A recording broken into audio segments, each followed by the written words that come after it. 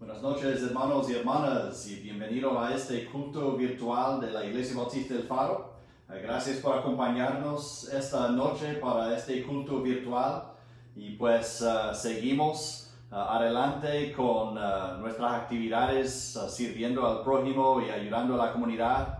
Y espero que se encuentren con ánimo esta noche, confiando en el Señor y todo lo que Él está haciendo y el crecimiento espiritual que usted está experimentando en su vida. Pues vamos a continuar esta noche con nuestra serie de mensajes hablando del cuerpo de Cristo y la salud del cuerpo. Cuando hablamos del cuerpo de Cristo, estamos hablando de la iglesia. La iglesia se llama en la Biblia como descripción el cuerpo de Cristo. Jesucristo es la cabeza, Él manda, Él da órdenes, Él es quien dirige con su palabra. Pero la iglesia se compone de los creyentes, los seguidores de Cristo. La iglesia se considera como el cuerpo de Cristo. El cuerpo de Cristo habla de sus manos, sus pies, la manera que Cristo actúe ahora en este mundo presente a través de su cuerpo, la iglesia. Entonces, tiene lógica que la iglesia debe de tener buena salud, el cuerpo debe de tener buena salud. Y hemos visto varias características de una iglesia saludable. Hemos hablado acerca de escuchar. La iglesia saludable escucha. Y cuando hablamos de escuchar la sana doctrina de la palabra de Dios y poner atención a lo que dice la palabra de Dios. La iglesia saludable se solidariza cuando hay miembros lesionados o miembros en dolor. La iglesia ayuda y hemos visto esto en nuestra iglesia principalmente en este tiempo de las inundaciones y llenas. Hemos visto cómo la iglesia ayuda a los miembros que están en dificultades y dolores. Y la verdad, no puedo imaginar pasar por circunstancias como hemos experimentado aquí en Honduras sin tener el apoyo de nuestra comunidad de fe en la iglesia. Entonces, la iglesia saludable se solidariza. La iglesia saludable evangeliza. La iglesia habla del evangelio, cuenta de nuestra esperanza de salvación. Y sabemos que la salvación no es por buenas obras. La salvación no se encuentra en una denominación. La salvación se encuentra por fe en Jesucristo, el único Salvador. Entonces, la iglesia saludable evangeliza, difunde ese mensaje de salvación en su área local y también apoya a la obra global de misiones. También vimos la vez pasada que la iglesia saludable no tolera el pecado. No es que somos personas perfectas en la iglesia, que nunca tenemos problemas, pero la iglesia saludable mantiene la pureza del cuerpo y al ver un problema, al ver pecado en la membresía, los demás, los que son espirituales en el momento, deben de confrontar el pecado con los que están practicando el pecado para mantener la pureza del cuerpo de Cristo. Entonces hay que tratar con el pecado y debemos tratar con el pecado cada día en nuestra vida personal y al ver a un hermano en Cristo practicando pecado, debemos confrontar ese pecado para ayudarle al hermano o a la hermana reconciliarse con Dios y ganar a nuestro hermano, como dice el Evangelio en Mateo 18, donde estuvimos el miércoles pasado. Esta noche queremos tocar el tema de oración. La iglesia saludable ora.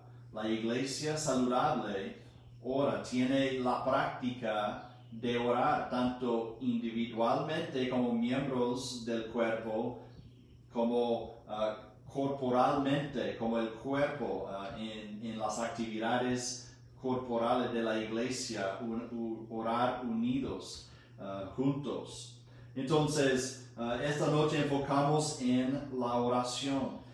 Muchas veces Creo que la práctica de muchos cristianos es orar con la misma frecuencia que usan el extinguidor de su carro, solo en casos de emergencia. Pero no debemos orar solo en momentos de emergencia, no debemos orar solo cuando hay crisis. La oración es algo que debe de ser tan natural y tan normal como el respirar. Y mencionamos eso en otro mensaje hace poco hablando de la oración. Pero esta noche queremos hablar acerca de es la oración en medio de el cuerpo de Cristo y lo normal que debe ser. Entonces, esta noche comenzamos por decir que el Nuevo Testamento presenta la oración como práctica normal para la iglesia. Y quiero que me acompañe esta noche primero al libro de Hechos. Vamos a estar en el libro de Hechos y el capítulo 1 para ver la rutina de la iglesia en el primer siglo. El Nuevo Testamento presenta la oración como práctica normal para la iglesia. En Hechos capítulo 1 miramos que la iglesia estaba esperando dirección de Dios y estaban reunidos en el aposento alto. Mire lo que dice el versículo número 14. Y todos estos perseveraban unánimes en oración. Recibieron la instrucción de Jesús después de su resurrección y ascensión que esperara en Jerusalén para la venida de la promesa del Padre, el Espíritu Santo. Entonces ellos estaban en el aposento alto con tiempo. ¿Qué hicieron en su tiempo disponible? Pues no estaban alrededor de una mesa jugando juegos de mesa, no estaban haciendo otras actividades para quemar el tiempo en espera. La Biblia dice que la iglesia, mientras estaba esperando la dirección del Padre, estaba unánime en oración. Todos estos perseveraban unánimes en oración y ruego, con las mujeres y con María, la Madre de Jesús, y con sus hermanos. También miramos en capítulo 1, cuando era necesario para tomar una decisión importante, la iglesia oraba. En el libro de Hechos capítulo 1 llegaron al momento de escoger a un apóstol suplente para tomar el lugar de Judas.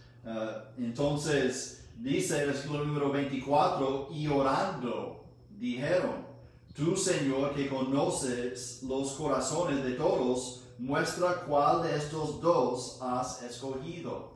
Entonces demuestran la dependencia en Dios para tomar decisiones importantes. Miramos lo mismo en Hechos 6 y versículo número 6, cuando la iglesia, al crecer en número y tener mucha actividad y muchas obras sociales, en este caso ayudando a las viudas de la congregación, aquí miramos que la solución del problema era elegir hombres con ciertas calificaciones para aliviar la carga de los líderes en la iglesia. Nosotros pondríamos el nombre diácono sobre estos quienes fueron elegidos.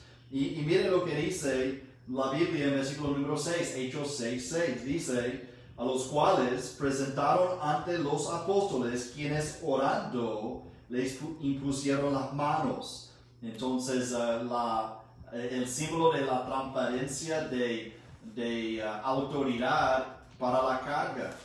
Entonces, otra vez orando en el momento de tomar una decisión muy importante en la vida de la iglesia. Miramos lo mismo en Hechos 13. Miremos en Hechos 13 y versículo número 3. El contexto aquí es cuando la iglesia en Antioquía está enviando los primeros misioneros. La primera vez que hay una iglesia enviando misioneros, el Espíritu Santo los llamó, los apartó, los designó como misioneros. La iglesia en su parte está reconociendo el llamado de Dios Y en este momento importante, la Biblia dice, versículo 3, Hechos 13:3, entonces habiendo ayunado y orado, les impusieron las manos y los despidieron. Hablando de la oración otra vez y la demostración de solidaridad con el llamado de Dios para la carga. Entonces impusieron las manos simbolizando eso. Entonces la iglesia tuvo la rutina, la práctica de orar. Se ve esto en el Nuevo Testamento, se presenta como algo normal en la vida de la iglesia. Y no estoy hablando de cada momento, cada situación, pero quiero hablar de otro caso en Hechos capítulo 4. Hechos 4. Y en Hechos 4, los líderes de la iglesia, los apóstoles, han sido amenazados por las autoridades civiles en cuanto a predicar el evangelio. Y ellos están amenazando con persecución. Entonces aquí en Hechos 4 miramos que ellos oraron al Señor en su momento de crisis y persecución. En el versículo número 24 dice, y ellos, habiéndolo oído, hablando de las amenazas, habiéndolo oído, alzaron unánimes la voz a Dios. Y aquí tenemos el registro de la oración. Soberano Señor, tú eres el Dios que hiciste el cielo y la tierra, el mar y todo lo que en ellos hay. Y siguen hablando. Versículo 29 dice, y ahora Señor, mira sus amenazas y concede a tus siervos que con todo de nuevo hablen tu palabra. Ellos están pidiendo el valor de seguir haciendo la voluntad de Dios en predicar el evangelio a pesar de las amenazas de persecución. Y la Biblia dice que cuando hubieron orado, versículo 31, el lugar en que estaban congregados tembló y todos fueron llenos del Espíritu Santo y hablaban con denuedo la palabra de Dios. Ellos recibieron la respuesta de su oración inmediatamente y el Espíritu Santo les dieron la energía, la fuerza, el valor para seguir predicando a pesar de las amenazas. En Hechos 12 miramos otra vez la iglesia en crisis. El gobernador Herodes acaba de matar a uno de los apóstoles. Jacobo ha muerto por la espada, dice la Biblia, y ahora él ha tomado a Pedro y lo puso en la cárcel también, con el mismo deseo de agradar a los judíos y matar a otro de estos apóstoles. Entonces Hechos 12, versículo 5 dice, así que Pedro estaba custodiado en la cárcel, pero la iglesia hacía sin cesar oración a Dios por él.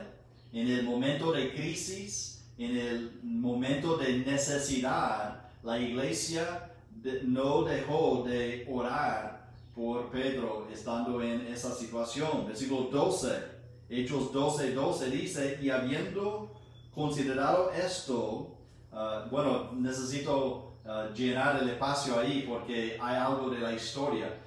Que Pedro se salió de la cárcel milagrosamente, un ángel del Señor entró y lo levantó y lo llevó hacia afuera, sin despertar a los guardias, sin tener que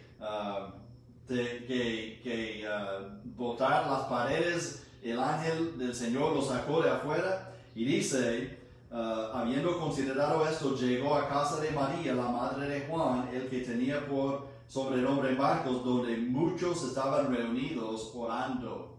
Y es interesante que la hora de la salida de la cárcel era de la madrugada, parece, en altas horas de la noche o en la madrugada.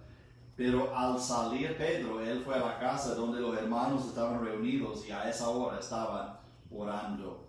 La práctica de la iglesia saludable ora en momentos de dirección, de necesitar dirección, ora en momentos de decisión, ora en momentos de crisis y persecución, Y uno puede analizar el Nuevo Testamento y ver cómo oraba las iglesias y individuos de la iglesia y la instrucción de los apóstoles que la iglesia orara. Yo me pregunto a mí mismo, si existiera un registro de mi vida diaria, si existiera un registro de su vida diaria, ¿qué sería presentado como normal en su vida, en mi vida? ¿Qué sería lo que saldría como rutina en nuestra vida? Y mi pregunta sigue, ¿sería una parte de mi práctica diaria normal la oración? Yo tengo que confesar que ha sido una lucha mantener una oración ferviente, una oración disciplinada para tener esa comunión con Dios. No estoy hablando de orar antes de comer y reconocer la bondad de Dios y la bendición de Dios. No estoy hablando de orar en la noche antes de acostarse en familia. Estoy hablando de oración privada, dedicando tiempo en oración para tener comunión con Dios, para interactuar con Dios y revelar su alma, su corazón, expresar sus emociones, hablar de sus peticiones, confesar sus pecados, tener este tiempo de intimidad con Dios en oración.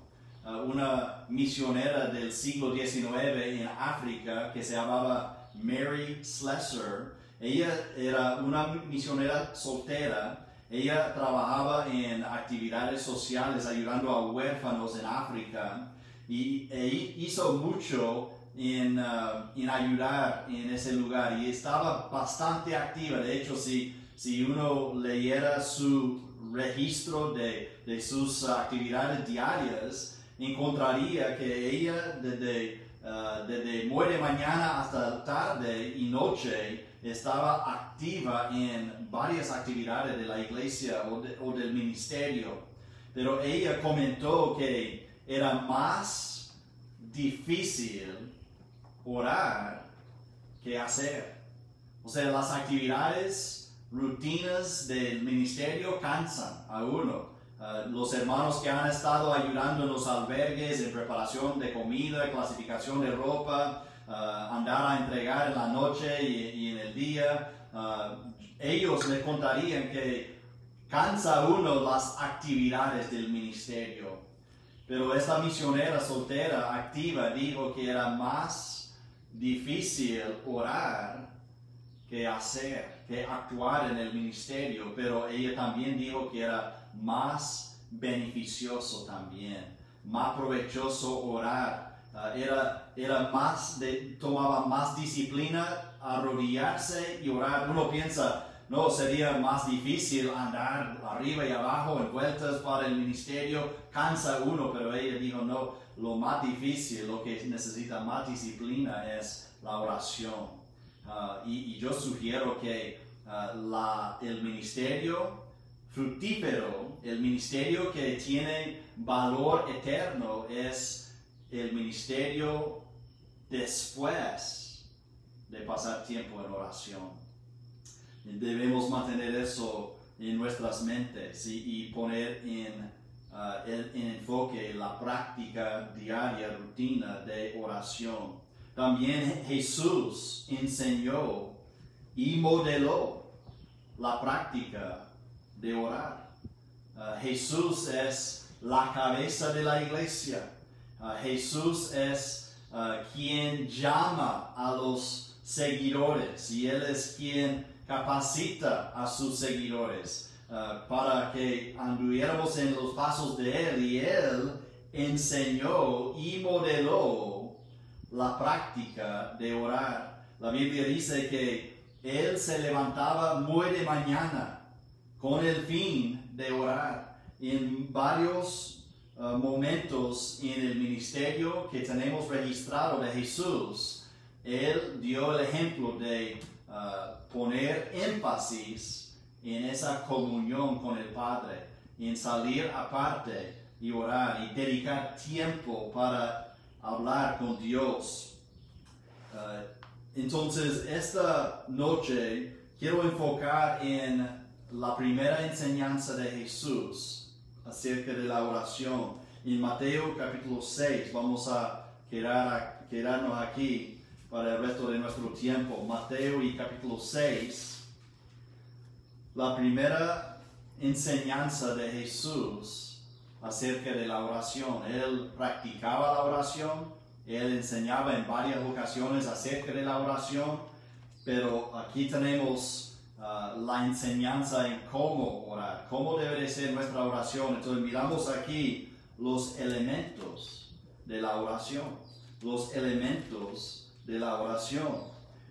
Vamos a leer comenzando en versículo número 9. Mateo 6:9 dice: vosotros pues, ¿a quién está hablando Jesús? Pues él está hablando principalmente a los seguidores de él, a los discípulos, aunque había otra persona presentes observando la enseñanza en Mateo 5, 6, 7 en el Sermón del Monte es dirigido a los ciudadanos del reino. Mateo 6, 9 dice: vosotros pues oraréis así: Padre nuestro que estás en los cielos, santificado sea tu nombre, venga tu reino, hágase tu voluntad, como en el cielo, así también en la tierra. El pan nuestro de cada día, dánoslo hoy, y perdónanos nuestras deudas, como también nosotros perdonamos a nuestros deudores. Y no nos metas en tentación, mas líbranos del mal, porque tuyo es el reino, y el poder, y la gloria por todos los siglos. Amén. El Señor no está dándonos una oración para repetir. Me imagino que muchos que están escuchando han oído esta oración, el Padre Nuestro. Pero esta oración no es una oración para repetir, para memorizar y decir a Dios. De hecho, en este mismo pasaje, Jesús habló acerca de cómo no orar. No debemos orar hipócritamente para ser visto de personas, para ser visto de hombres. Tampoco debemos tener vanas repeticiones como los paganos en nuestras oraciones, repetir palabras sin pensar en esas palabras. Lo que Él está dándonos en Mateo 6 es un modelo de oración, los elementos que deben de estar incluidos en la oración, en su comunión con Dios.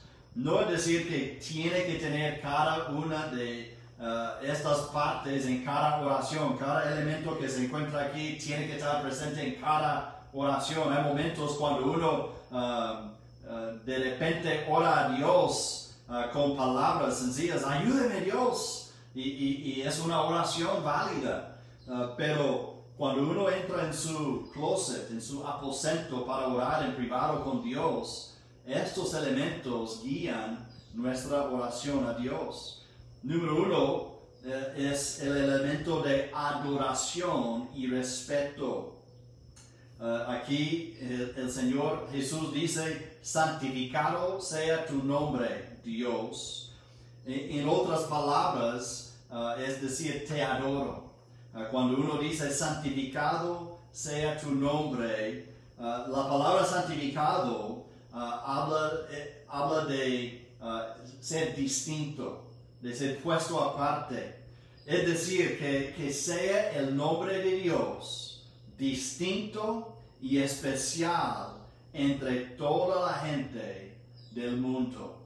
Un nombre reverente, un nombre de respeto. Entonces Jesús enseña aquí a los discípulos, cuando habla con Dios, debe de hablar con Dios con adoración y respeto. Santificado sea tu nombre, te adoro. Hay muchas personas en el mundo de hoy que hablan de Dios, o sea, usan el nombre Dios, pero no están hablando a Dios.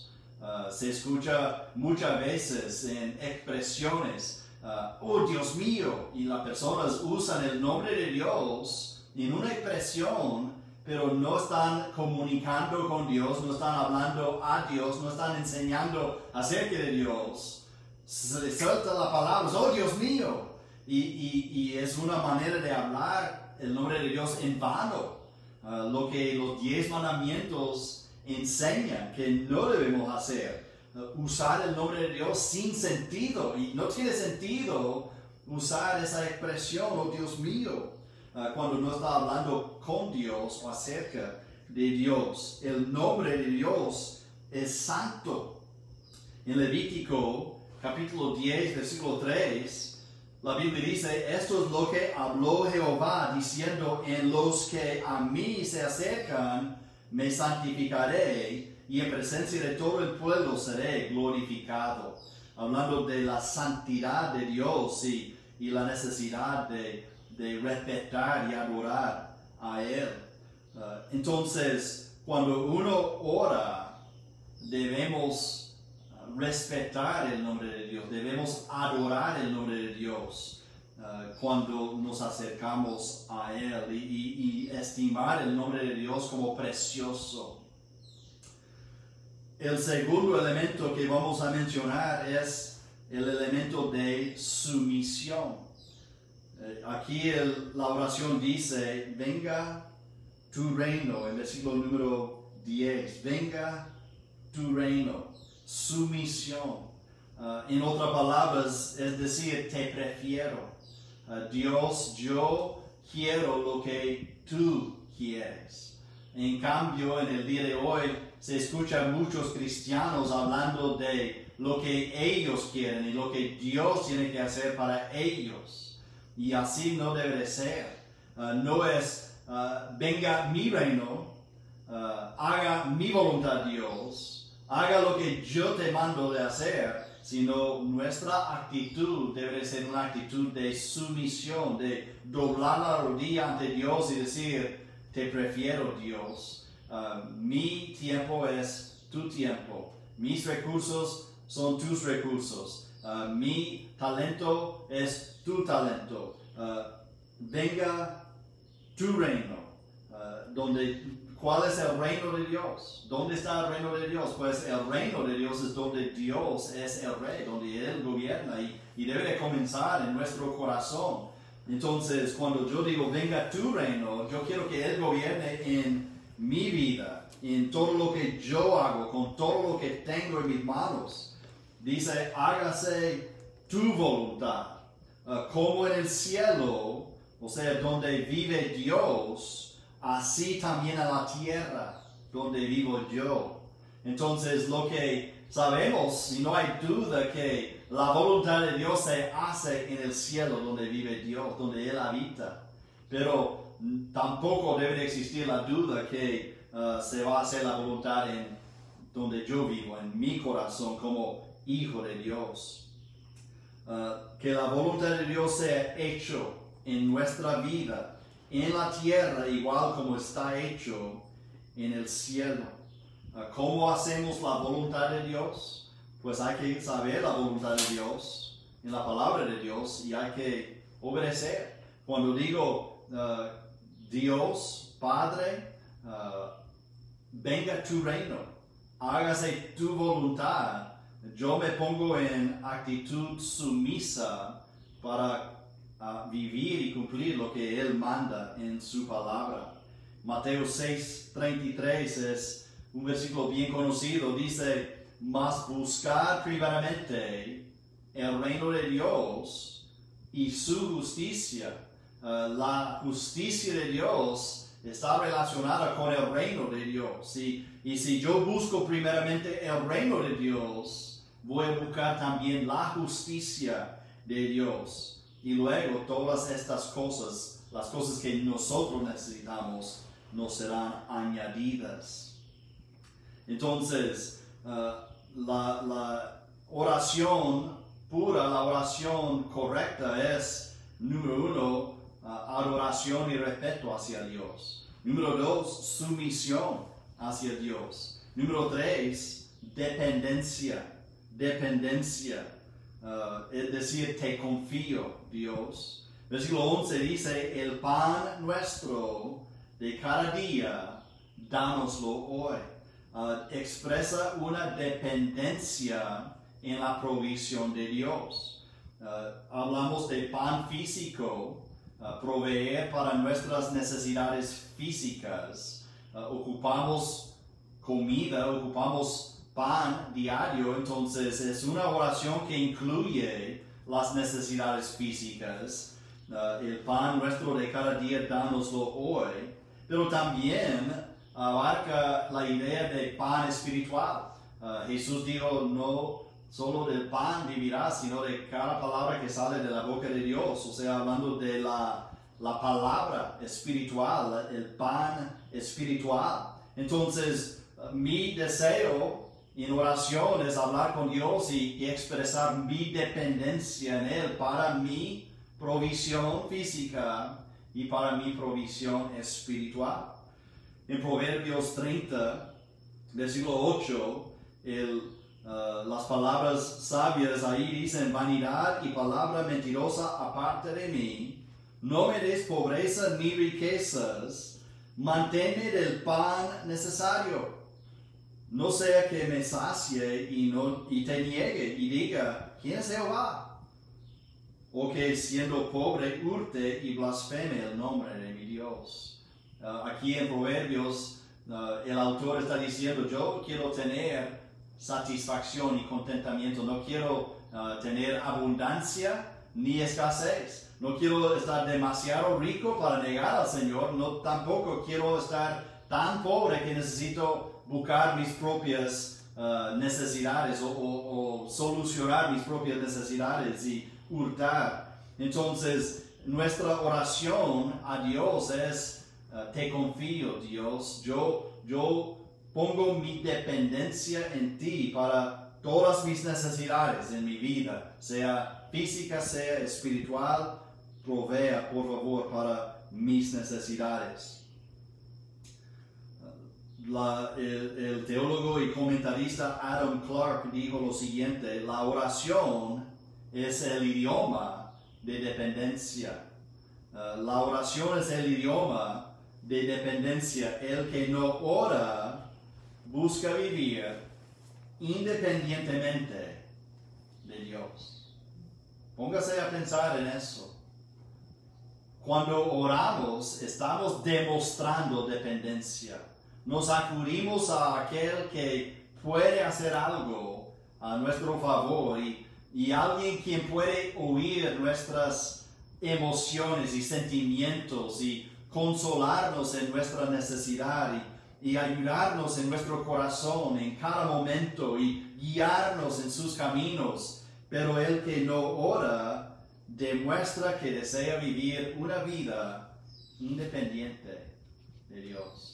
Qué triste sería decir de un cristiano que él es un hijo de Dios, pero quiere vivir independiente de Dios, sin tratar con Él, sin tener conversación con Él, fuera como un hijo propio, que dijera, ya no quiero nada que ver con ustedes y solo llama cuando haya emergencia.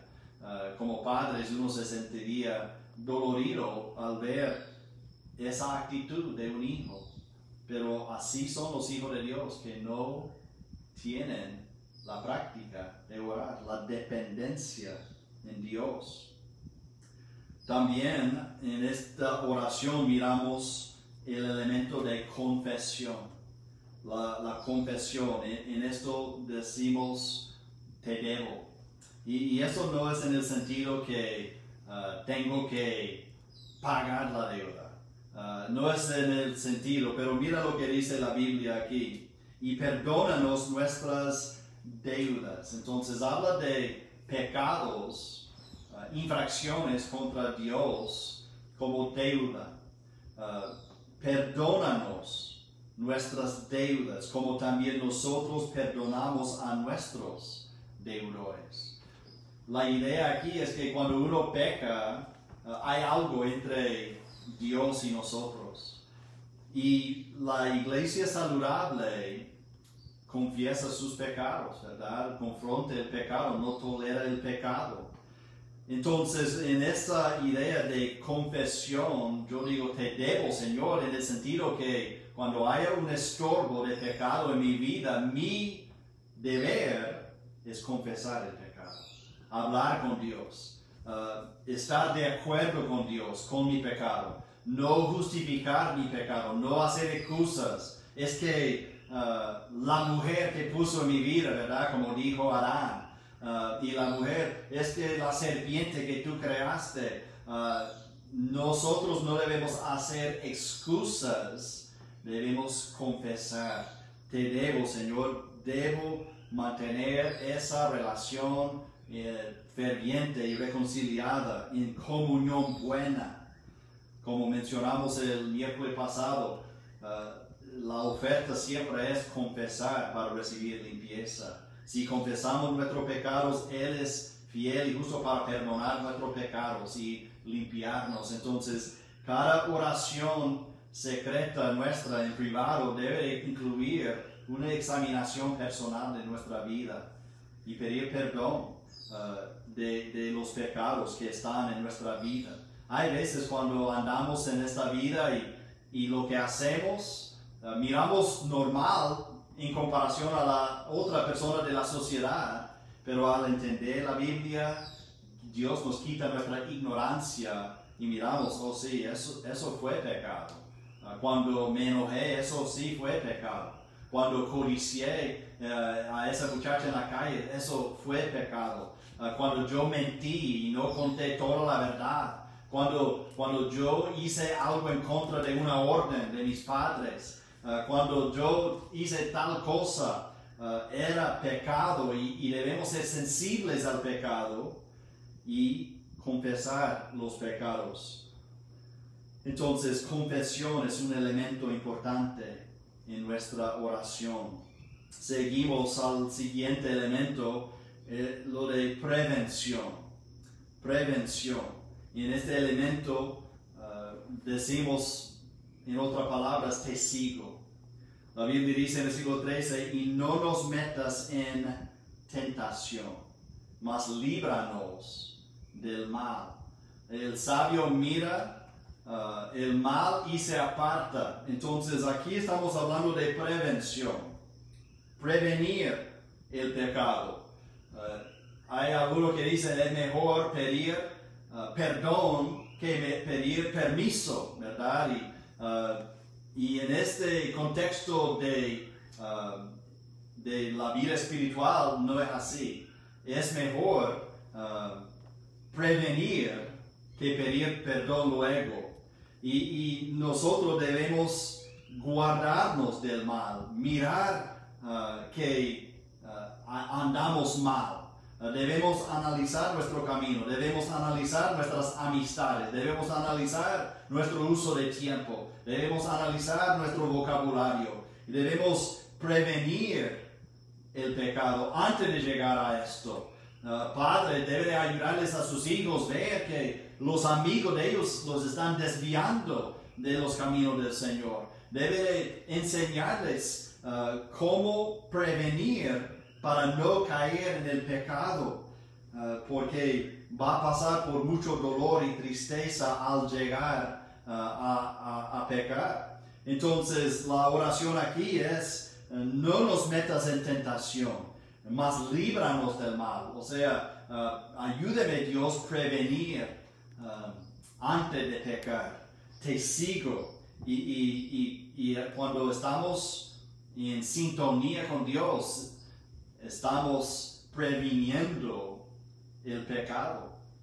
Es difícil ver pornografía en su computadora o en su celular si usted está en una relación íntima y saludable con Dios. Cuando uno está en oración con Dios, es difícil mentir en el trabajo cuando usted tiene la práctica de permanecer en oración y cuenta con Dios para ayuda.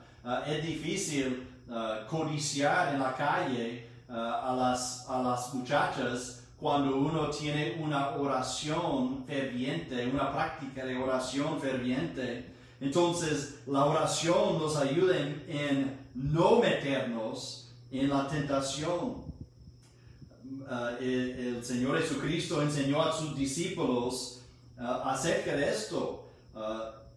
Él dijo en Juan 17, en su oración al Padre, no ruego que los quites del mundo, dijo Jesús, no quiero que quites mis discípulos del mundo, sino que los guardes del mal. ¿Y qué le dijo Jesús a sus discípulos? Velad, Mateo 26, 41, velad y orad para que no entréis en tentación.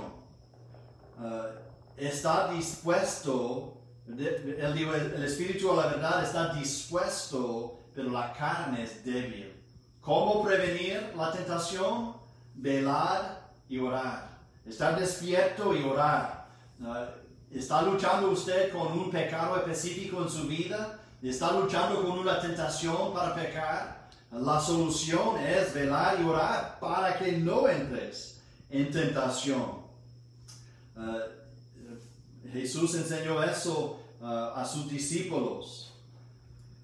Santiago 1, versículo 13 dice, cuando alguno es tentado, no diga que es tentado de parte de Dios, porque Dios no puede ser tentado por el mal, ni Él tienta a nadie, sino que cada uno es tentado cuando de su propia concupiscencia, sus deseos carnales, es atraído y seducido, y eso se lleva a pecado y la destrucción. Entonces, nuestra oración debe incluir: Dios, guíame en la senda de justicia. Dios, ayúdame a prevenir contra la tentación, no llegar hasta eso. Dios, guía mis pensamientos, guía mis pasos, guía mis palabras para no pecar contra ti. Entonces, elementos de la oración, hemos hablado de adoración y respeto, te adoro. La sumisión, te prefiero a Dios antes de preferir a mí. Dependencia, te confío, Dios. La confesión, te debo. La prevención, te sigo. Y terminamos con el sexto elemento, motivación. Te sirvo. Yo quiero servir a Dios. Versículo 13, porque tuyo es el reino y el poder y la gloria por todos los siglos. Tuyo es el reino. Dios es el único Rey soberano. Tuyo es el poder. Dios es el único poderoso, todopoderoso.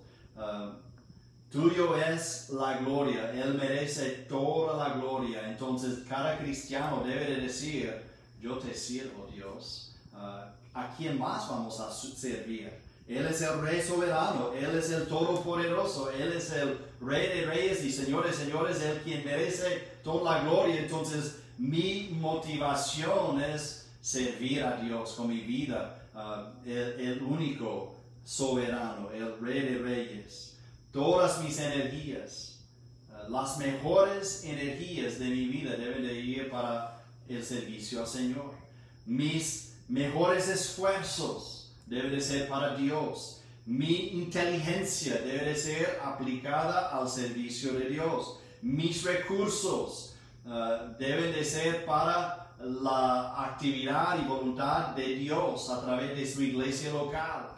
Tantas personas dan todo para el mundo, toda su inteligencia, toda su energía, todos sus recursos para este mundo, para comprar, para diversión, para vivir, para salir, y reservan lo que resta para Dios. Bueno, Dios, ya tengo lempira para dar, ya tengo este tiempito para regalar, yo tengo ahora, este talento.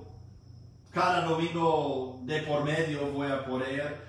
Entonces, lo tenemos al revés. La motivación es servir al Rey de reyes y Señor de señores, y Él merece lo mejor. No guardar lo que resta para Él, sino guarda lo que resta de su servicio a Dios para el mundo. El mundo debe de recibir las migajas de su tiempo, de sus tesoros, de sus talentos y Dios debe recibir lo principal, lo mejor, las primicias de todo. Entonces, la iglesia saludable ora. Miramos en el Nuevo Testamento que es normal en la vida de la iglesia, tanto los individuos como el grupo, orar y tener tan normal como el respiro, la oración. Jesús, la cabeza de la iglesia, enseñó que debemos orar.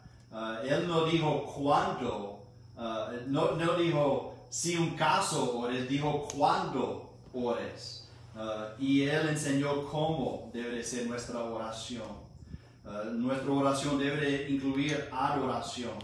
Nuestra oración debe incluir sumisión. Nuestra oración debe incluir confesión. Debe incluir la petición para provisión y la declaración de servir a Él y la petición de prevenir contra el pecado. Y así vamos a tener una iglesia saludable. Si usted como creyente, no enfocando en qué hace otra persona, pero qué hace usted, cuando usted tenga una oración normal, rutinaria en su vida, ferviente con Dios, con estos elementos, vamos a tener una iglesia saludable. La iglesia saludable ora. Oremos. Padre, pedimos que nuestra iglesia, nuestro grupo de creyentes, tenga el hábito de orar. No solo en grupo, en las actividades de la iglesia, aunque hace falta eso en nuestra congregación. Pero te pido, Señor, que sea una prioridad en cada creyente, cada miembro de la iglesia, la oración profunda, la oración pura, completa, como miramos aquí en el ejemplo que Cristo nos dio. Una oración de entrega, de adoración, una oración de confiar y confesar y prometer servicio. Te pido, Señor, que nos pongamos a analizar nuestra vida y nuestra rutina y corregir lo deficiente con tu palabra y esta enseñanza. Pedimos todo en el nombre de Jesús. Amén. Pues gracias por acompañarnos esta noche en este culto virtual. Si esté en el área local, le invitamos que venga este domingo a nuestra iglesia, a la reunión de la iglesia a las 10 de la mañana. Para estar entre otros cristianos, adorar al Señor por medio de la música y escuchar un mensaje de la palabra de Dios. Hasta la próxima vez que estemos reunidos, que Dios le bendiga. Pase feliz noche.